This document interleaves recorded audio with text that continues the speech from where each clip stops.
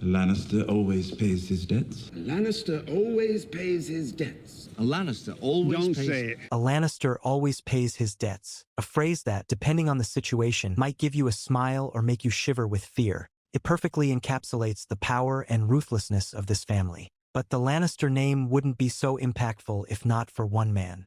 When I think of a great villain, I think of Tywin Lannister. The first time we see him on screen is during his now iconic interaction with Jaime Lannister in Episode 7 of Season 1 of Game of Thrones. Jaime comes to tell his father that he is being summoned to the court to answer for the atrocities committed by his bannerman Gregor Clegane, and within the first couple of sentences, we already see Tywin's cold and unshakable manner of speaking, especially when he says, Lannisters don't act like fools. He is referring to the time when Jaime attacked Ned Stark on the streets of King's Landing. Tywin is used to operating behind the scenes, but Jaime fighting with Ned out in the open not only worsens the relations with Winterfell and the Eyrie but also undermines the Lannisters' position, as Jaime acts according to his emotions rather than calculations, ultimately worsening his own reputation. So the next question from Tywin is completely rational. Since Jaime decided to act this way, why didn't he finish the job? Why is he still alive? Jaime answers like a knight, saying it wouldn't be clean, and his father is not satisfied with the answer. Clean. There is no such thing as clean for Tywin Lannister. He is ready to achieve his goals by any means necessary, even if it means killing lots of innocent people or betraying the trust of his ally in the most brutal way. Note that when two of the houses sworn to House Lannister rebelled against Tywin's rule in the past, he did not hesitate to destroy the entire families, including women and children, completely wiping out Houses Rhaen and Tarbeck. This event later became the basis for the song The Rains of Castamere, which will be played at the Red Wedding, another terrible act and at the same time a great victory for Lord Tywin. He then offers Jaime half of his men to help rescue Tyrion, who is currently a prisoner of Lady Catelyn Stark. This is strange, since Tywin didn't just dislike Tyrion. He hated him and saw him as a disgrace to the family. So when Jaime points it out, Tywin gives a simple answer. He's a Lannister. And every day that he remains a prisoner, the less our name commands respect. Once again, Lord Tywin focuses on his family, its position and public image. But the truth is, he doesn't really care about the well-being of his actual family members. In future, he will freely control their fates, and we will get back to it, but the main point is that Tywin is only concerned about the power that his house holds and the respect it seeks. However, can we really be sure that Tywin's actions are truly for the sake of House Lannister, and not for himself alone? So in Tywin's first scene, we already learn a lot about the character. We see that he is a cold and calculated leader with a clear vision of what he wants and how to achieve it. Tywin's main goal is to secure and preserve the power and legacy of House Lannister, and he is willing to get his hands dirty in order to do so. He has already done terrible things in the past, and there's even more to come when the Red Wedding happens. And the fact that Charles Dance actually butchers a real stag makes this scene even better. But there is a whole lot more to this character than we have seen so far. One of the most interesting dynamics in the whole series is how Tywin interacts with his children, especially with Tyrion. Lord Tywin was so obsessed with his family's public image that when his wife gave birth to a deformed dwarf with an ugly face and mismatched eyes, he saw it as a personal humiliation. And the fact that Tyrion's mother died giving birth to him made Tywin hate his younger son even more. It was one of the rare times Tywin let emotion shape his judgment, something he normally despised in others. Can you really blame an infant child for the death of his mother? When Tyrion grew up, he started bedding harlots and drinking with thieves, which only deepened Tywin's hatred. There is a scene in Season 3 when Tyrion asks his father for Casterly Rock, the seat of House Lannister. Tyrion believes that he should be the heir to the castle because Cersei is a woman and Jaime is a Kingsguard, meaning he can't inherit titles. So the scene begins with a 20-second silence between the father and the son. Tywin is writing a letter, so Tyrion is forced to wait. This way Tywin demonstrates his supremacy, making Tyrion feel uncomfortable and emphasizing that Tywin is the one in control here. However, despite being in a clearly worse position, Tyrion is still one of the few who can talk to Tywin using his own techniques, sometimes making the Lord of Casterly Rock uncomfortable as well, as his expression shows here. So after Tyrion presents his demands, Tywin promises him a better position in the future, but his response regarding the Casterly Rock succession is very strict. He says that he would rather let himself be consumed by maggots before giving the castle to Tyrion, giving the dwarf no option but to leave the room speechless. Tywin speaks slowly, making long pauses between his words. This way he makes people listen carefully to what he has to say, as well as displaying his control over the situation and his confidence in the conversation. Notice how Tyrion starts with a strong eye contact and holding a confident posture despite clearly being under pressure, and how his defense then begins to crumble after Tywin utilizes his tricks. Tyrion may be one of the most powerful men in the Seven Kingdoms, and yet even he is powerless against his father.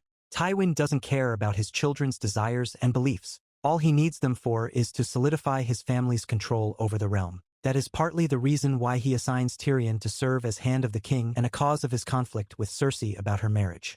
In the show, Tywin wants Cersei to marry Loras Tyrell. In the books, it's not Loras but his brother, though the situation is nearly identical. If Cersei marries one of the Tyrells, the Lannister control over the Seven Kingdoms would be strengthened. However, the Queen Mother is against it, leading to another iconic confrontation. In this scene, both Tyrion and Cersei are present in the room, and once again their father is ready to use several manipulative tactics to keep full control of the situation. Tywin is about to inform both of them of their arranged marriages. But the thing is, Cersei knows that her father is going to marry Tyrion to Sansa Stark. However, Tywin didn't tell her about her own marriage to Ser Loras Tyrell. So Cersei is in high spirits when the conversation begins, and it gives Tywin an opportunity to play on her emotions. Tywin deliberately told Cersei about Tyrion's marriage, but kept her own marriage plans secret. This trick was intentional, and its point was to create a sudden change of mood for Cersei and make her confused after she hears about her duty to marry Loras. This way Cersei is baffled and unprepared for the news, so she can't object successfully. She tries to protest, of course, but Tywin uses one more of his tricks. To my daughter!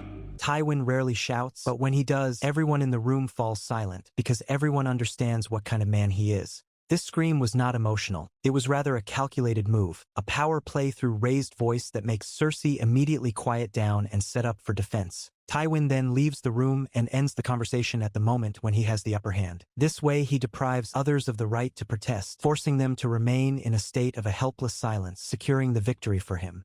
This scene also has a moment where Tyrion appeals to Tywin's humanity, pointing out that Sansa is just a child who has already suffered enough, to which Tywin responds that her happiness is not his concern, proving once again that all the people are mere pieces in Tywin's game, and even his children are not an exception. However, there is also a downside of such an approach. Tywin doesn't pay much attention to his kids, and that's the reason why he fails to notice that Cersei's children are bastards from her brother Jaime. Kevin knows, Tyrion knows, Stannis knows, but Tywin Lannister, the father of both Jaime and Cersei, is too busy with other things and too self-absorbed to notice. And that's why in Season 4, when Cersei finally tells her father about her incestuous relationship, he doesn't believe her. Just as she's about to tell him the truth, Tywin tries to leave the room, but Cersei uses the same tactic her father often uses and shouts to make him listen. A daughter learns from her father. Cersei then tells Tywin that her children are actually bastards, and Tywin's reaction is a genuine shock. However, even in this situation, he doesn't lose his cool and takes the blow with dignity. But what really concerns Lord Tywin is not the past actions of his children, but, as always, the name of House Lannister, which depends on the consequences of those actions. You're a Lannister. The last scene in the show where Tywin is alive takes place in the same episode. Tyrion is secretly released from his cell and plans to escape, but before he leaves, he decides to end his father's life and visits the Tower of the Hand.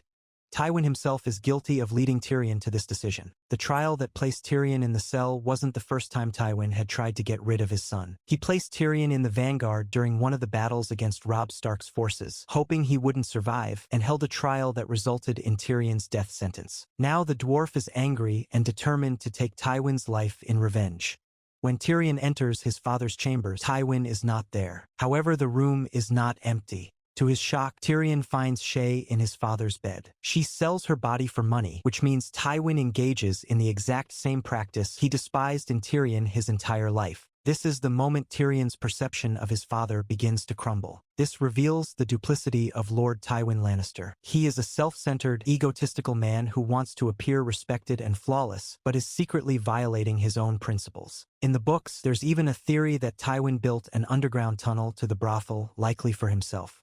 Tyrion eventually finds his father in the privy. Tywin is surprised to see his son free, but his surprise becomes even greater when Tyrion points a crossbow at him. What comes next is one of the best dialogues of the season. Tywin's mission now is simply to stay alive, but he is used to scheming at court and manipulating unarmed people in silk clothes and has never been in a situation like this before. Will his tricks help him now? At first, Tywin chooses a tactic to flatter Tyrion. He says that he respects and even admires Tyrion's will to live, but a dwarf is not so easily swayed. So Tywin then chooses another tactic. I'd never let them execute you. Is that what you fear? Here he is probably lying, as Tyrion successfully points out to his father, All my life, you've wanted me dead.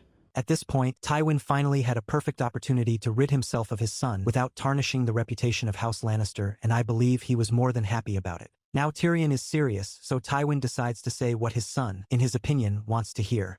You're a Lannister. You're my son. It is not enough for Tyrion, though. It's clear that Tywin is planning for a long conversation and hopes to change Tyrion's mind or perhaps use some other tactic to get what he wants. However, Tyrion decides to finish the job, and Tywin Lannister's life ends in the privy, with his pants down. In the end, Tywin fell victim to his pride. He underestimated Tyrion, thought he could get away, believed that he was smarter. But even the sharpest tongue cannot resist a freaking crossbow bolt. So Tywin is a monster, but what actually makes him terrifying is his strategic mind and an ability to win in almost every situation. You never know what his next move is or whether he is your ally or a hidden enemy. His sense of morality is non-existent, so he is ready to do the dirtiest acts if this gets him where he wants. And as if that wasn't enough, Tywin is likely the most powerful man in the Seven Kingdoms with vast resources at his disposal. When this man speaks, you can feel how smart he is and the calculated nature of every word he says. That's why, despite the fact that Tywin doesn't talk a lot, he always commands the room with his authority. In a world that has ice zombies and dragons, the most terrifying villain is simply a ruthless man that has ambitions. Thanks for watching. Let me know what you agree or disagree with in the comments, and give this video a like if you enjoyed it. More Game of Thrones content is coming soon, and I'll see you later.